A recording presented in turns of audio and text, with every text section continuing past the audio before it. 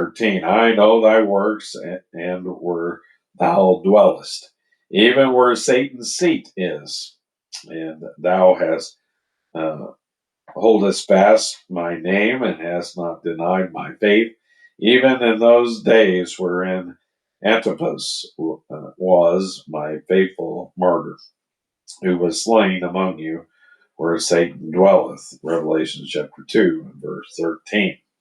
And so it's interesting that where the library is was where Satan's seat was. Interesting.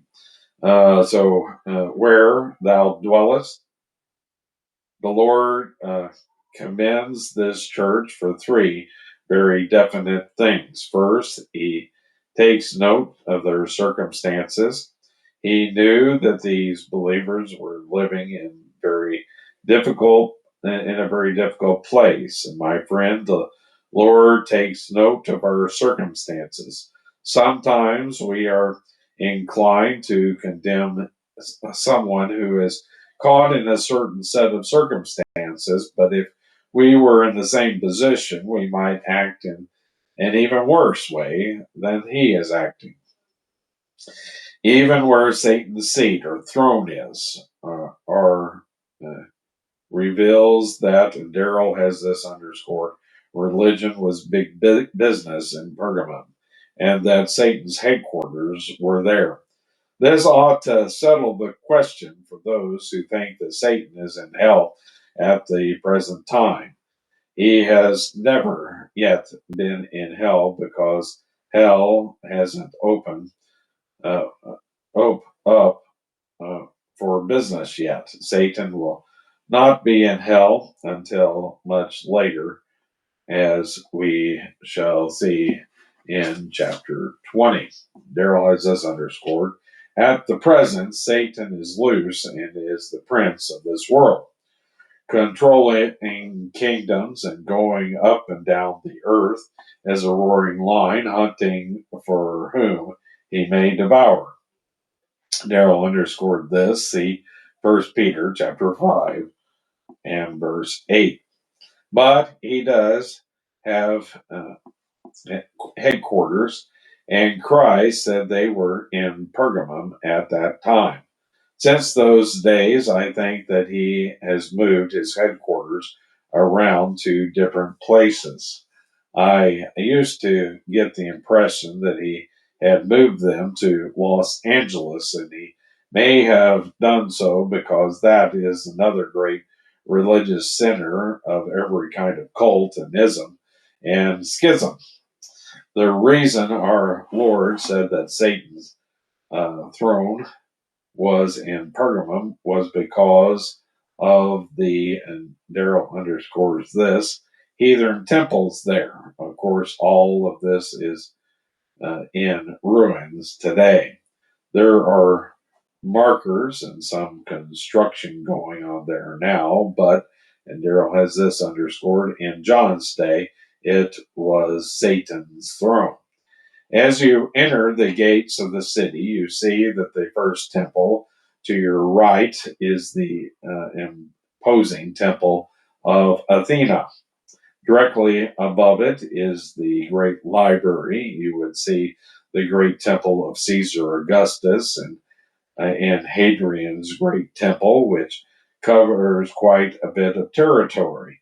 There are other things that are quite interesting. There is a great altar to Zeus with an idol on it near the palace of the king. It is a very impressive spot, and some folk believe that it was the throne of Satan. Well, I think it is included, but that same throne is a combination of all of these. There are two other areas which are especially outstanding. One of them is the temple to Dionysus, a, uh, a crawled down. I crawled down the other side of that mountain to get pictures of the ruins of the Temple of Dionysus, which is beside the ruins of the theater there. That's McGee and not me. Some folk ask me why I did it. Well, Dionysus is the same as Bacchus, the god of wine, the goat god. He is depicted with horns, but with his upper parts as a man and his lower parts as a goat, with clever feet and with cloven feet and a tail. In our day, that is the modern idea of Satan, but the notion that Satan has horns, uh, cloven feet, and a forked tail did not come from the Bible. Where did it come from? Well, it came from the temple of Dionysus, the god of Bacchus, the god of wine, or alcohol. See, Bacchanal orgies. It was a wine orgy. Like I said, it was they would get drunk on wine.